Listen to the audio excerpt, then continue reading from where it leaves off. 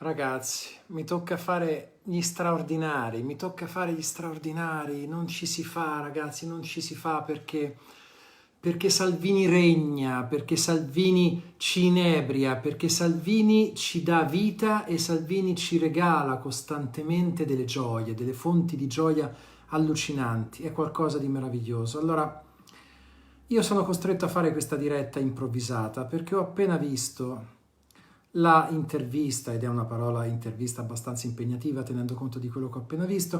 Ho appena visto la chiacchierata amene, amabile, straordinaria che ha avuto luogo su questo canale molto, molto cattivo nei confronti della destra e soprattutto di Salvini, che è Rete 4, che è un canale che non fa mai sconti a Salvini, è un canale che proprio picchia duro, pesta duro nei confronti di Salvini e della Meloni. Devo dire che Del Debbio è stato particolarmente pugnace e Del Debbio in quel mondo lì è di gran lunga il migliore, il più bravo. E questa intervista era meravigliosa, intervista lo dico con affetto, ripeto, tra Del Debbio e Salvini, lo dico con eufemismo. E io ho detto no, non posso non farla una diretta, non posso non farla anche se sono stanco, anche se sarà stanco sicuramente il pubblico, saranno stanchi gli spettatori, sarete stanchi tutti voi. Lo so che il giovedì sera, che ore sono? Le 10:14, vorreste parlare d'altro, io lo so benissimo, però ragazzi è il momento di soffrire, perché anche se voi siete stanchi, anche se voi avete delle fatiche, perché la vita è dura, perché in questa fase storica soprattutto la vita è ancora più faticosa e dolorosa, però voi dovete ricordare che senza Matteo Salvini noi non esisteremmo. Noi non ci saremo, noi non esisteremo neanche in natura, perché Matteo Salvini è fonte di gioia, è fonte di vita, è fonte di saggezza, è fonte di eloquio, è fonte di conoscenza e oserei dire che è anche il propellente per raggiungere l'immanenza e la trascendenza, e oggi ce l'ha dimostrato.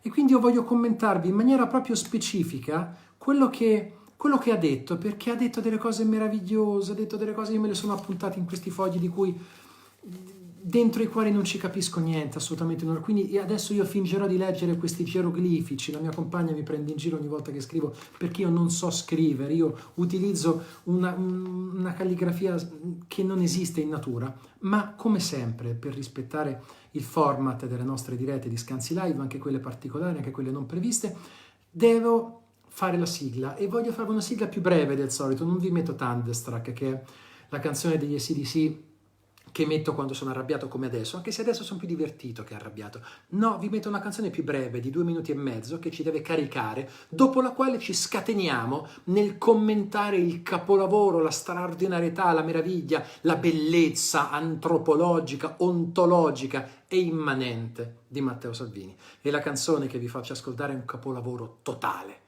di Ivan Graziani del 1978, Ivan Graziani che Salvini dice di amare, ma del quale ovviamente non ha capito un bene amato cazzo, e vi faccio ascoltare la canzone più nota, 2 minuti e 25 secondi, semplicemente perfetti. Vai Ivan! Alla grande, genio assoluto. Ecco, tanto è geniale Ivan Graziani e tanto è geniale la musica che talora ama il nostro eroe, mentre siamo addirittura 30.000 che a quest'ora è una pazzia, quanto non è invece geniale il nostro meraviglioso Matteo Salvini. Allora ragazzi, io sono veramente in difficoltà perché non ne posso veramente più. Io non ne posso più, ragazzi. Io non ho deciso di fare il giornalista, lo scrittore per commentare questi pesci piccolissimi che non sanno un cazzo di politica e che vanno in televisione a sparare delle sciocchezze sesquipedali senza sapere nulla. Allora, l'intervista, parola impegnativa, e lo sa benissimo Del Debbio, che è la persona più furba del mondo, sa benissimo che non fa interviste.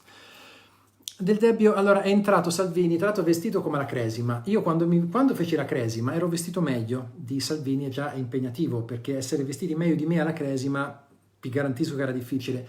Cioè, e vestirsi peggio, scusate, di quanto io fossi già vestito malissimo alla Cresima sarebbe difficilissimo, ma Salvini ci riesce sempre. Si è presentato a questo incontro importante, perché è un programma molto visto su Rete 4, con sta camicetta bianca abbastanza tozza, sti occhiali che gli stanno anche male, questa testa bella, proprio austera, nobile, fiera, enorme, sta cravattina azzurra piccola, proprio da impiegato del catasto, e ha esordito dicendo: grazie Paolo. E che già questa è una cosa, io ve la dico ogni volta, non si può fare, ragazzi. Se tu fai un'intervista con un giornalista, non è che lo puoi chiamare Paolo come se tu fossi al bar, come se tu fossi alla bettola di Montemarenzo, bevendo non so cosa, bevendo il punch e mangiandoti di nascosto la polenta taragna. Non si fa così. Si dice buonasera signor Del Debbio, o buonasera dottor Del Debbio, o buonasera Del Debbio. Cos'è ciao Paolo? Se vuoi parlare con un amico ci parli, ciao Paolo, ciao Massimo, ciao Mario, ciao Barbara, ciao questa fava, ma non andare in televisione, gli telefoni, dici ascolta Del Debbio, voglio fare due chiacchiere con te. E Del Debbio, che è un tuo amico, ti risponde sì volentieri, ma non in televisione. Le interviste televisive sono un'altra cosa, non si esordisce ciao Paolo, sì hai fatto un bel servizio, che belle immagini, che bella gente, tanto per capire che sarebbe stato proprio uno scontro pugnace tra un giornalista urticante che avrebbe proprio spezzato le reni all'intervistato e dall'altra parte un intervistato del tutto a disagio nei confronti di un contesto televisivo e di un'agorà televisiva particolarmente difficile che lo avrebbe messo particolarmente in difficoltà. Senti quanto sono bravo a modulare la lingua, gli avverbi, la consecutio temporum anche alle 10:22. Che talento totale che ho io e che talento inesistente che ha Salvini. Pensa alla natura come può essere carogna, feroce e nefasta, a chi tutto e a chi niente. Ma cosa ha detto Matteo Salvini?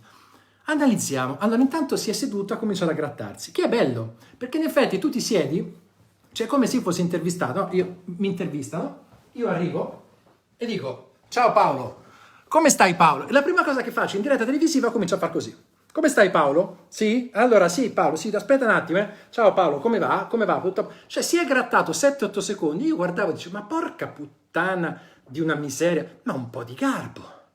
Sei in televisione, fallo qualcosa di acconcio da un punto di vista estetico. Allora comincia ad grattarsi, evidentemente c'è un po' da capire, qualche dermatite, chi lo sa, ma ci sta, sono problemi grossi, al tempo del lockdown succede di tutto.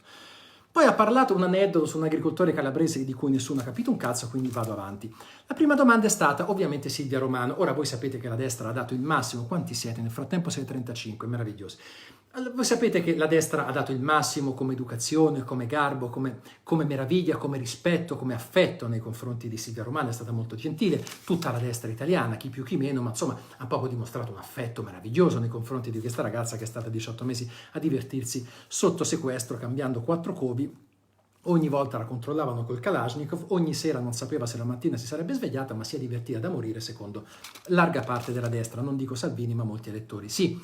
E lui ha detto, la cosa più importante è che una ragazza di 24 anni sia tornata a casa, e questo è condivisibile ed è l'unica cosa condivisibile che ha detto. Poi ha peggiorato, ha esordito bene, poi è stato un crollo, gli capita speso. Salvini è uno di quelli che parte bene i primi 10 metri, poi all'11° già ha sbagliato, è caduto e tutti gli passano sopra. E ha detto, sono padre di 2 figli, e già quando dice così verrebbe da dire, ma chi cazzo se ne frega? L'abbiamo capito che c'ha 2 figli Salvini, basta. Non è che ogni volta che parli di qualcosa, io sono padre di 2 figli, sei capito, sei padre tu come sono padri quasi tutti, basta, non è che devi fare questa introduzione, questa captatio benevolenza, sono padre quindi posso parlare delle ragazze di 24 anni, ne posso parlare io, ne possono parlare tutti, basta con queste paraculate, sono padre quindi posso parlare di quelle che potrebbero essere mie figlie. Non mi interessa dire se si è convertito oppure no, non gli interessa, infatti lui non ne parla mai, il suo partito non parla mai di religione, no, non gli interessa proprio, la conversione di Silvia Romano è credibilissimo, però attenzione, questa già mi ha fatto impazzire, uno dei motivi per cui ha fatto la diretta. Ha detto, al posto di Conte e Di Maio, io avrei evitato di metterla in pasto e di darla in pasto alle telecamere, sarei stato più sobrio. Allora, prima che io spacchi questo bicchiere a cui voglio molto bene, se c'è un concetto di cui non può parlare Matteo Salvini è la sobrietà.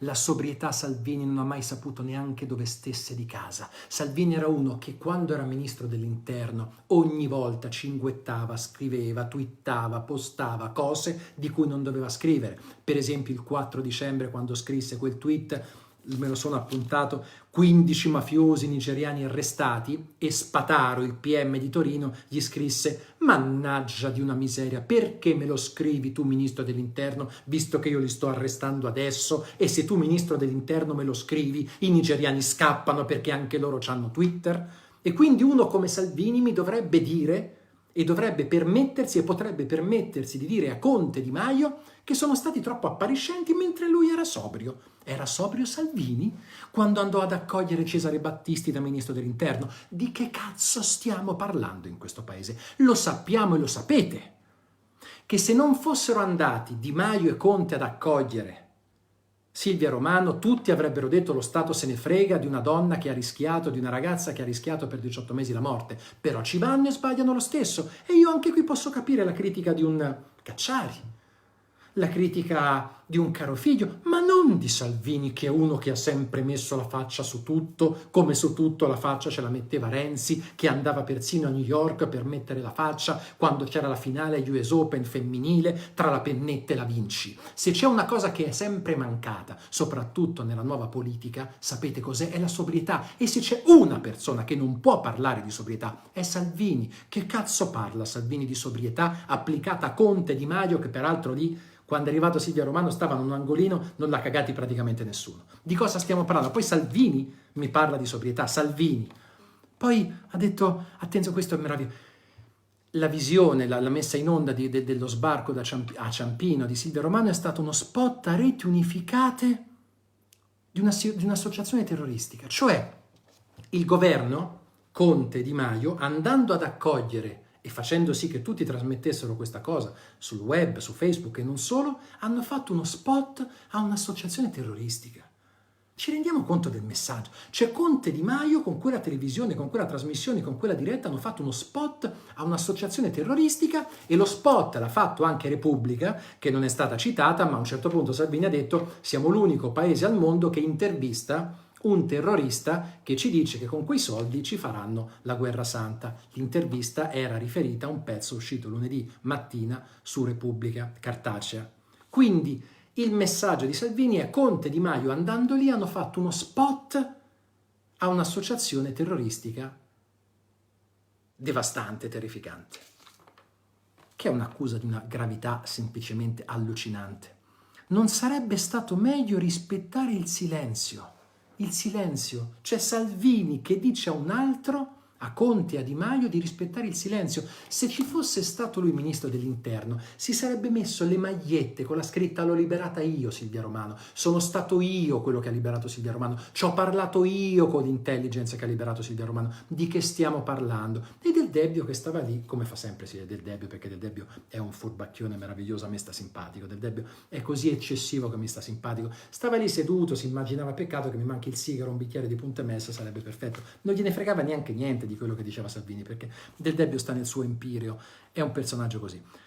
Poi a un certo punto c'è stata anche un'intervista molto bella, devo dire, fatta a Bersani, che giustamente ha ricordato il concetto di aiutiamoli a casa loro, perché la Lega e la destra dicono aiutiamoli a casa loro, e Silvia Romano c'è andata ad aiutarli a casa loro, questi africani in Kenya, però non va bene neanche così, perché secondo Salvini non si possono aiutare né qui né a casa loro, perché se anche vai a casa loro, in qualche modo tu te le cerchi, e infatti subito dopo Salvini, che sta parlando di una ragazza che è stata 18 mesi a rischio vita sequestrata in prigione, ha detto con i soldi che sono stati pagati dal governo, da Conte, da Di Maio, dall'Italia, da questo governo di sossoni comunisti, con questi soldi pagati rischiano, ci rapiranno altre 1000 persone, rapiscono e ammazzano altre 1000 persone. Quindi il senso di colpa di Silvia Romano e di Conte e di Di Maio che hanno salvato una persona che lui è contento che sia stata salvata e ci credo, però si ricordi Silvia Romano quando si sveglia la mattina, Silvia Romano, e si ricordi Conte, si ricordi Di Maio, che quando si svegliano devono sapere che per colpa del loro agire loro hanno dato soldi a persone che con quei soldi sequestreranno e ammazzeranno 1000 persone. Quindi, logica conseguenza aristotelica, per colpa di questo agire Conte, Di Maio e Silvia Romano saranno responsabili di 1000 morti. È logica aristotelica, non è che lo dico io, l'ha detto la logica aristotelica, quindi l'ha asserito implicitamente Matteo Salvini. E quindi, dice Matteo Salvini, se io fossi il papà di una come Silvia Romano, le direi aspetta ad aiutare gli altri, perché l'ha detto lui, gli direi pensaci non una, non due, non tre, ma 5 volte prima di andarci, perché se ci vai poi, ammesso che ti salvino, con i soldi con cui ti salvano, ci ammazzano altri 1000 Silvia Romano, magari francesi, magari tedeschi, magari spagnole, quello che volete voi. Lo ha detto, non lo sto dicendo io, lo ha detto lui. Cioè questa è un'intervista che è andata in onda alle 9.40, 9.50 di sera. Poi ovviamente hanno cambiato argomento, perché sicuramente Del Debbio si è anche annoiato di parlare di queste cose troppo alte, ha pensato Il pubblico di Rete 4 non sa neanche chi sia Silvia Romano, quindi devo andare un po' in basso, devo parlare di cose che hanno a che fare, che attecchiscono con la pancia del paese. Quindi ha domandato, ma il decreto, quello che ha detto ieri Conte, hanno fatto vedere 2 minuti di Conte tagliati con l'accetta, proprio un filmato fatto veramente, l'hanno tagliato col Commodore 64, quel servizio con Conte. E Salvini sempre con quest'aria pensosa, con questi occhiali che non so che gliela fatta la montatura, questa camicia rubata credo a un discount e questa cravatta che indossava quando aveva 6 anni alla Sagra del Mesto, la Pontida, ha detto il decreto non va bene perché è un decreto fatto da 500 pagine, servono 3 commercialisti per comprenderlo, e questo è vero, perché se tutti avessero la forma neurologica mentale di Salvini, in effetti 500 pagine, cioè per uno come lui che al massimo avrà letto 3 pagine di istruzioni, mi rendo conto che sia difficile, ma sbaglio, è sicuramente un intellettuale contemporaneo Matteo Salvini. Poi ha detto il modello Genova è il modello che va preso come punto di riferimento, perché il modello Genova è quello attraverso il quale velocemente si costruisce tutto, lasciando intendere il modello Genova l'ho voluto io, non c'entra un cazzo con il modello Genova Matteo Salvini. Però lui si appropria delle poche cose che funzionano in questo paese dicendo l'ho detto io, non c'entra assolutamente nulla col modello Genova. Poi ha detto, ecco, in questo decreto mancano tante cose, perché mancano, e a partire con la lista della spesa, mancano gli alberghi, mancano i bar, mancano i ristoranti, mancano le spiagge, perché se seguono queste regole tutte queste figure qui, questi ruoli qui, questi settori strategici qui della ristorazione, del turismo muoiono. I bar, i ristoranti, gli alberghi e le spiagge. E poi manca il settore dell'auto, e anche qui la paraculata dialettica tipica di Matteo Salvini, che è l'ennesima paracula. Lui dice sempre le stesse cose, vi giuro ragazzi, è noiosissimo dover commentare Matteo Salvini, perché è lo zero assoluto della dialettica italiana. Non c'è nessuno banale, basso e noioso come Matteo Salvini. È una sistematica, costante, devastante, disinvolta, mefitica e spietata sfrangiatura di coglioni. Tu lo ascolti e senti proprio le gonadi che trick, trick, trick, trick e crollano poi. Boom! Senti proprio il suono, tutum, e ti cadono in terra. Dice sempre le stesse cose. È una delle persone dialetticamente più noiose nell'ecosistema dai tempi di Attila e il re degli Unni. Non c'erano mai state persone così noiose come Salvini. Non è neanche una mia cattiveria, è proprio tecnicamente noioso Matteo Salvini. È noiosissimo. E ha detto manca il rispetto e l'attenzione per il settore dell'auto che costituisce il 10% dell'industria italiana, mentre invece hanno trovato il tempo per il bonus ai monopattini elettrici. E questa è la semplificazione del dire il governo si è dimenticato i ruoli nevralgici, mentre invece lo prendo per il culo perché si è ricordato dei monopattini e ha fatto la battuta, ha detto sì, perché in effetti uno da Bergamo a Milano ci va con un monopattino elettrico. Fateci caso, è la stessa identica battuta che ha fatto 2 sere fa come si chiama, Giordano, quando è andato nel suo programma televisivo, ha cominciato il suo programma televisivo ed è entrato col monopattino facendo il mezzo bischero, perché anche lui è uno che scherza, in realtà è molto intelligente Giordano, ma fa il cazzone perché si diverte, fa ascolti, gli importa una sega di quello che dice Giordano. Giordano è del Debbio, non ne frega un cazzo di quello che dicono o di quello che dicono gli ospiti, non ne frega nulla assolutamente, sono totalmente laici, devono fare ascolti, dopodiché quello che dicono o non dicono si sconnettono, non ascoltano l'ospite, non ne frega una sega, né a Giordano né a del Debbio. Giordano è entrato con questo monopattino facendo il simpatico e ha urlato anche lui, ci vi rendete conto? Il governo si dimentica dell'industria, degli alberghi, dei ristoranti, ma si è ricordato dei monopattini. E poi ha cominciato a urlare come faccio, dei monopattini, con quella voce che c'aveva Giordano, monopattini. La caricatura del governo, la pochezza ontologica e contenutistica di questa destra, dei giannizzeri che appoggiano la destra e dei presunti leader che rappresentano e incarnano la destra italiana. Che pochezza assoluta, una pochezza totale.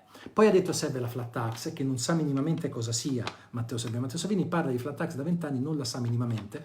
Il governo ha a cuore soltanto la burocrazia, lo statalismo e l'assistenzialismo. Si è dimenticato le imprese, anche questo è un leitmotiv. Fateci caso, Bechis dice la stessa cosa. Sallusti dice la stessa cosa, Belpietro dice la stessa cosa, Borgonovo dice la stessa cosa. Perché? Perché la contrapposizione si lascia intendere, il governo si è dimenticato completamente le industrie, perché è il governo degli operai, è il governo di questi pezzenti, di questi impiegati, di questi sottosviluppati, lasciano intendere loro, questa gente di sinistra che vuole il reddito di cittadinanza, vuole il reddito di emergenza, questi cani randagi che dovrebbero morire in silenzio, state zitti, mentre si dimenticano dei capitani coraggiosi, degli industriali, di questi grandi intellettuali tipo Cipriani, quello che martedì era in televisione a carta bianca, che si lamentava perché non può garantire l'ospitalità nel suo Harris Bar. Ma che cazzo me ne frega a me dell'ospitalità dell'Harris Bar, Cipriani di 88 anni, che ti sei fatto soltanto un vaccino, a 74 anni ti sei ammalato e mi dispiace che ti sei ammalato per quel vaccino, ma che cazzo me ne frega se non puoi riaprire l'Harris Bar? Io ho a cuore i tanti amici che hanno 4, 8, 10 posti, che non hanno 27 ristoranti come te. Ma loro devono difendere gli industriali. Genericamente, che è ovvio che vanno difesi, ci mancherebbe altro, la piccola, la media borghesia, le piccole industrie, le medie industrie, perché di questo vive questo paese. Ma nessuno dice che il governo se lo sia dimenticato. Però la contrapposizione dialettica qual è? Noi, destra, difendiamo quelli che hanno i soldi e che vi possono dare i soldi a voi perché vi possono dare lavoro, mentre gli altri, il governo, aiuta soltanto i pezzenti, aiuta gli operai, aiuta i poveracci, il reddito d'emergenza, il reddito di cittadinanza, l'assistenzialismo, lo statalismo, questo aiuto ai pezzenti, l'helicopter money. E questo è il meccanismo. E infatti poi è arrivato anche l'attacco alla Bellanova, che ha cercato di tutelare coloro che lavoravano in nero. Tutto si tiene in questo paese.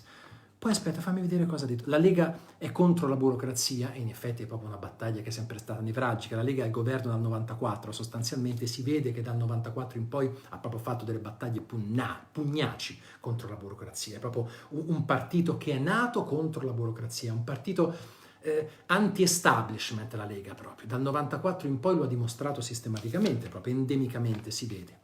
Bisogna azzerare la burocrazia, bisogna aiutare le imprese, mentre Conte sicuramente le imprese le ammazzerebbe tutte, questo è ovvio. E poi ha aggiunto anche non c'è nulla sulle scuole, e questo ci può anche stare, dice non c'è nulla sulle scuole, tutti i paesi riaprono le scuole, tranne noi che riapriamo a settembre. E uno potrebbe anche dire, ma può anche aver ragione, ma la rovina anche qui, perché ha avuto il coraggio di dire non riaprono le scuole, siamo l'unico paese, lo posso dire da papà. E che due coglioni, Salvini, con sta cosa che sei papà di 2 figli, ci hai rotto i coglioni. Salvini, si può parlare di scuola anche se non abbiamo un figlio, 2, 3, 4, 12, e basta con questa paraculata cristiana, cattolica, del dire c'ho 2 figli, quindi sono credibile, quindi cristiani, cattolici che andate alla messa, votatemi perché c'ho 2 figli. Basta. È un escamotage dialettico che andava di moda nel 721, andava di moda ai tempi di Torquemada. Basta. Ma chi te li scrive i testi? Ma che pochezza mirabile, mitologica che hai. Poi ovviamente c'è stato il capitolo Bellanova, e lì proprio, sai quando c'hai Zaitsev, il grande, non è che cestisca, il grande giocatore di pallavolo, schiacciatore, non mi veniva la parola, che chiaramente se tu gli fai un bell'assist, lui ti dà la schiacciata, pum, e fa punto, perché è un fenomeno Ivan Zaitsev, lo zar.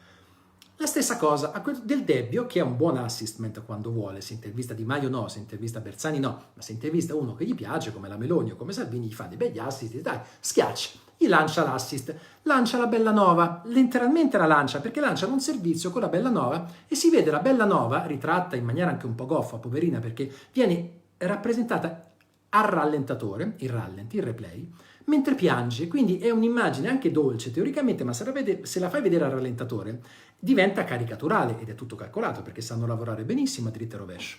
Dopo questo servizio arriva il punto di vista di Salvini e del Debbio, lanciando l'assist, dai, schiaccia Zaitsev, povero Zaitsev, no, insomma, schiaccia simile Zaitsev Salvini. Che ne pensa? Poi dando del lei, in realtà sono amicissimi. Che ne pensa della proposta Bellanova? E lui, dopo averci pensato mezzo secondo, ammesso che lui riesca a pensare più di mezzo secondo, è una follia. Con questo tono, e il suo pubblico, oh, è una follia. Perché è una follia? E ce lo spiega. È una follia, porterà criminalità. Porca miseria, no, ragazzi, porterà criminalità. No, è sbagliata, porterà criminalità. Quindi la Bellanova e il governo hanno detto, sai che c'è ragazzi? Abbiamo i sondaggi che sono un po' troppo alti. Come ci troviamo? Come lo troviamo un escamotage per perdere dei consensi? Allora, la Bellanova, che è notoriamente una vicina alla criminalità secondo Salvini, ha chiamato Di Maio, che ha chiamato Zingaretti, ha chiamato Conte, ha chiamato Gualtieri, ha chiamato Patuanelli, ha chiamato tutti, si sono trovati e ha detto, ma c'è un modo per perdere dei consensi? E a quel punto ha alzato il ditino la Bellanova, ha detto, io farei una bella sanatoria perché così aiutiamo la criminalità. E tutti hanno detto, dai, brava Bellanova, dagliene secche a lei. E infatti hanno votato la sanatoria, come la sanatoria, che aiuta la criminalità. Ce lo dice Salvini, che è uno che ha sempre combattuto la criminalità, è un po' la sua cifra distintiva. andare contro la criminalità. E poi ha aggiunto una cosa che non ha mai detto la Bellanova, che questo è uno degli aspetti per cui ho fatto questa diretta. Ha sostenuto che la Bellanova indiscriminatamente abbia dato dei delinquenti agli agricoltori. Non è vero. Mi fa ridere che io debba fare la parte del difensore dei renziani perché veramente fa capire in che cazzo di mondo stiamo vivendo, ma non è vero, non è vero, non è vero.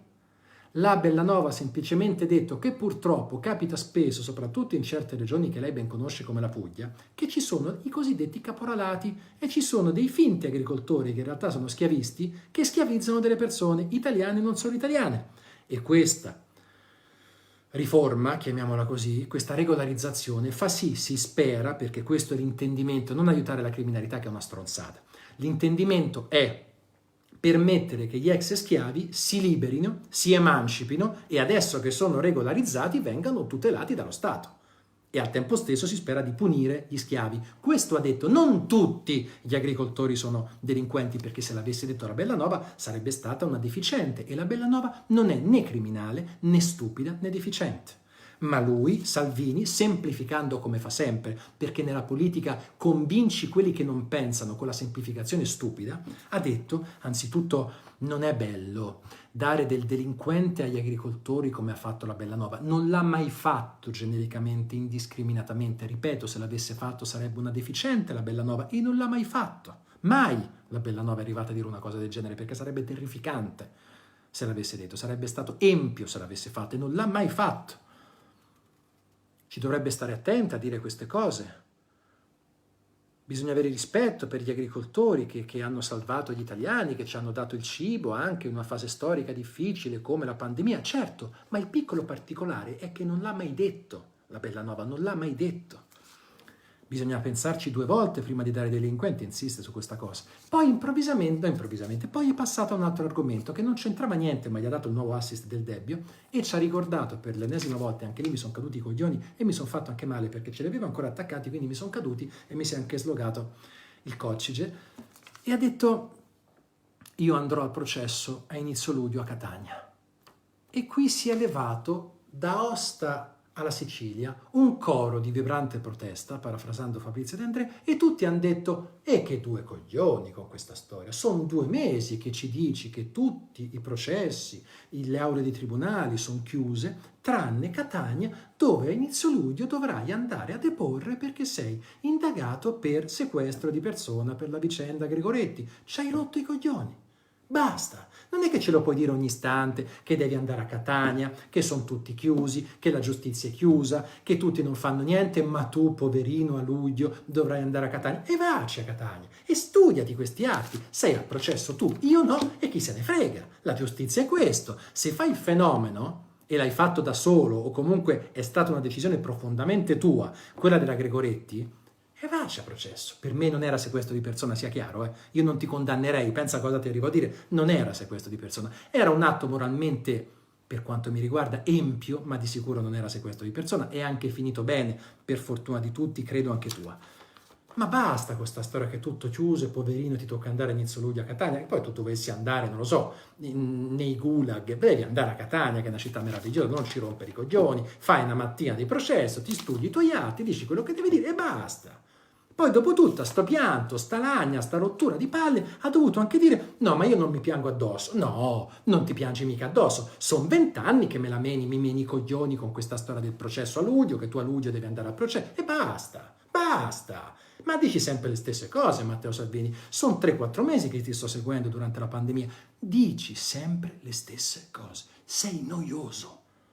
Matteo Salvini, lo so che tanto te la stanno facendo vedere questa diretta. Lo so. Te le fanno vedere tutte, lo so benissimo. E tante altre cose usciranno su di te meravigliose, meravigliose. Siamo soltanto all'inizio. Con te e con Renzi siamo soltanto all'inizio, lo sai benissimo. E non solo con voi 2.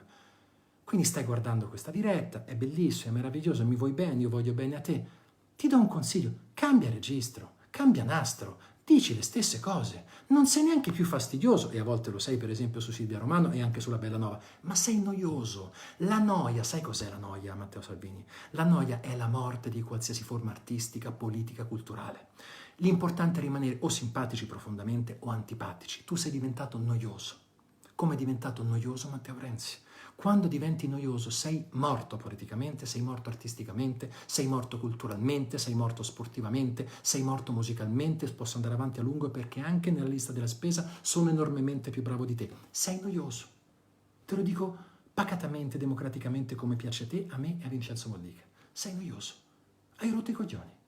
Sei arrivato in un momento, una sorta di zenith, anzi di azimut dialettico, per il quale appena apri bocca rompi i coglioni, che è quello stato esistenziale dentro il quale vive Renzi da almeno 2 o 3 anni. A te è successo da 4-5 mesi, più o meno da quando hai fatto quella boiata al Papete, e anche lì ha avuto il coraggio, eccolo qua, ha avuto il coraggio Matteo Renzi, lapsus freudiano, ha avuto il coraggio Matteo Salvini di difendere la sua decisione del Papete, perché hanno fatto vedere un'intervista encomiabile, perfetta a Massimo Cacciari, e Cacciari a un certo punto ha detto quello che nel mio piccolo dico anch'io, cioè ragazzi, Salvini dall'8 agosto, 7 agosto, dal Papete le ha sbagliate tutte completamente, tutte le ha sbagliate, e non recupera più. Non si rialza più, non ce la fa, lo vedi che annaspa, sbaglia, si arrampica 2-3 metri, poi casca, poi si rialza, poi ricasca, non ce la fa. È nella bolla della noia, della frattura di coglioni. Non lo rifarebbe, dice Cacciari, perché ha sbagliato tutto, e lui no.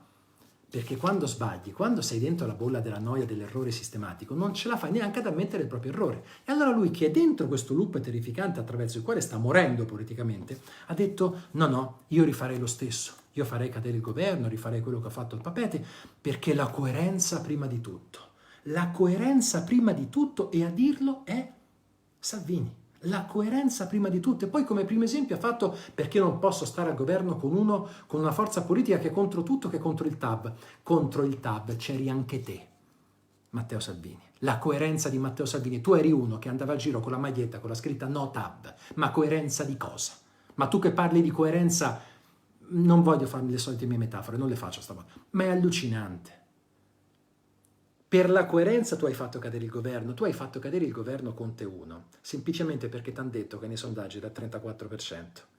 Hai perso il tempo di maggio-giugno, perché dovevi farlo cadere a maggio-giugno, dopo il grande trionfo innegabile tuo alle europee del 2019, che porta una sfiga allucinante. Salvini l'ha vinta nel 2019, morto politicamente. Renzi l'ha vinta nel 2014, morto politicamente. Quindi se mai facessi politica, e mai la farò, non vorrei mai vincere le elezioni europee, perché portano una rogna come neanche un complimento di Sgarbi, portano proprio sfiga.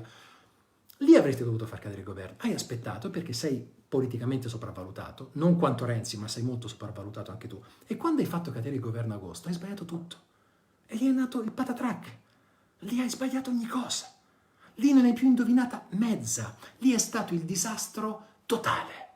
Fra 40, 50, 60 anni, quando studieranno l'errore massimo politico strategico, studieranno te ad agosto 2019, perché avevi il paese in mano, pensa a te come eravamo messi, e grazie al tuo errore meravigliosamente ci siamo liberati di te, non per sempre, perché il rischio c'è, però hai sbagliato tutto. E finché non lo ammetti a te stesso, non ne esci. E tu avresti fatto cadere il governo non per i sondaggi, non perché volevi andare a governare subito, convinto che saremmo andati a votare a ottobre-novembre, fidandoti di Renzi che ti aveva detto no, assolutamente io non lo faccio un governo con i 5 Stelle, e poi te l'hanno fatto, sia lui che Zingaretti. Ma ancora oggi dici che lo rifaresti. Non ne esci più, Matteo Salvini. Non ne esci più. Non ne esci più, e non ne esci più neanche quando fai le battutine come hai fatto prima di salutare il tuo amico Paolo. Ciao Paolo, ciao Massimo, ciao Mario, ciao Nicola, ciao Barbara, ciao Massimo, ciao tutti, ciao Paolo, ciao da Barbara, ciao tutti. E hai fatto questa battuta pessima dicendo: se vorrei commuovermi anch'io come la Bellanova, come a dire lo faccio per finta, come l'ha fatto la Fornero, come l'ha fatto la Bellanova, però io vorrei piangere, ma voglio piangere per gli italiani, come se invece la Bellanova fregasse un cazzo degli italiani. Finché farai così, crollerai totalmente nei consensi. Non ne stai indovinando mezza, Matteo Salvini. Quindi io ti voglio dire, uno, che mi annoi profondamente, e quindi queste dirette faccio anche fatica a farle, perché c'è questa rabbia che ormai dà del tu alla noia, perché è un infierire come Muhammad Ali quando infieriva su Ernie Terrell, che era al tappeto già dopo 3 minuti. E quindi Muhammad Ali si guardava e diceva: ma che cazzo faccio? Cioè, ero tutto preoccupato, preparato, mi ero allenato, tutto qua sta roba. Quindi io mi sento un po' così quando parlo di te. Ma soprattutto vorrei dirti, visto che in realtà io sono un tuo grandissimo fan, un tuo grandissimo sostenitore, ho scritto libri su di te, continuerò a scriverli, continuerò a raccontarti anche a teatro, in televisione, vorrei dirti: Se continui così, tu fai la fine peggio che Renzi e la strada è quella. Svegliati. Cerca di avere un sussulto, cerca di tornare ad essere quel politico insopportabile, respingente, simil Orbán, simil Le Pen, simil Putin, simil chi vuoi tu, però che aveva un 5-10% di valenza del grande cattivo della politica. Adesso sembri veramente uno scaramacai qualsiasi, sembri veramente un personaggio caricaturale, marginale, che ha avuto una grande fase, come quegli attori a fine carriera che hanno avuto una bella fase centrale, hanno indovinato 3-4 film, grande successo a botteghino, e poi ogni tanto li chiamano per fare la stessa parte del vecchio settantenne, ottantenne, che lo usano 3 minuti e poi gli sparano dopo 3 minuti. Cerca di riprenderti, Matteo. Dai, grinta, forza, cerca di essere pugnace mentre mi si sta scaricando il telefono e cerca di essere grintoso, perché tu, nella tua pochezza, nella tua assenza di talento, nella tua evanescenza contenutistica, formale e dialettica, puoi ambire a qualcosa di più, anche perché meno di così è praticamente impossibile. Ciao belli.